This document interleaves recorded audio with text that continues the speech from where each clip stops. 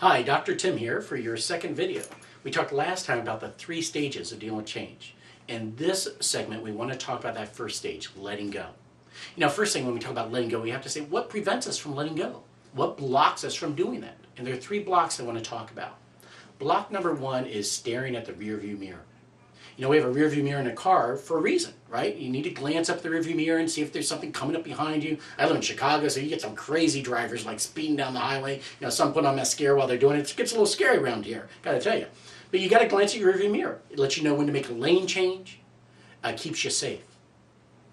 Now, what would happen if a driver just stared at the rearview mirror? They locked in and they never moved their eyes away from it. They crashed their car. It's the same thing in life. We need to glance at our past, we need to vent out our past, we need to honor our past.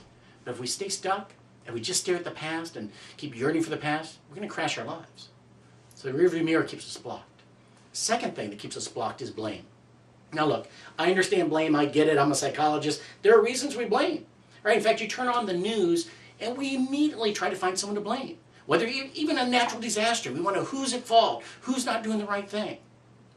And while it's good to learn from these experiences, why do we focus so much on blame? And here's why. If we can find someone to blame, it gives us the illusion of control. If we have someone to blame, we could have stopped it. We could have prevented it. And so now we sleep easier.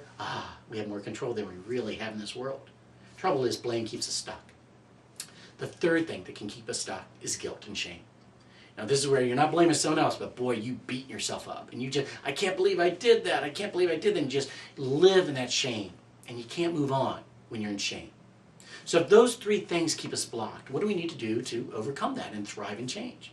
Well, number 1, when it comes to the rearview mirror, we just need to mourn. We need to vent, we need to get it out. And venting is a healthy process. If you don't vent, it becomes poison. So you can write venting letters of just releasing anger and releasing sadness and just write it all out and just burn it when you're done or shred it. But the idea of getting the release, or exercise is a way to also get the release, but somehow mourn and vent the past versus just staring at it. In terms of blame, what do we need to do? Well, it's good to know and to learn from experiences. At the same time, we live better lives when we look at what could I have done? Where did I have power? Even if just a little tiny percent, where do I have ownership? And that's where I'm going to focus on, that piece that I can control.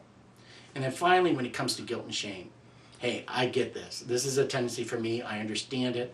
You know what? There's a time in the past when I did something really horrific and I was struggling with it in shame, and I had a good friend that looked at me and said, Tim, shame is selfish. Shame is selfish? He goes, yeah, it's all about you. Look what I did. I can't believe how bad I am. It's all self-focused. He said, instead, live with conviction. Make amends. Reach out. Help people. Quit thinking about yourself and think about others. And it really changed the whole way I looked at shame. So write venting letters and mourn. Make sure you take ownership for what you can't control. And if you're in some shame, see it as selfish and get convicted to do better. In our next segment, we'll talk about the second stage of change.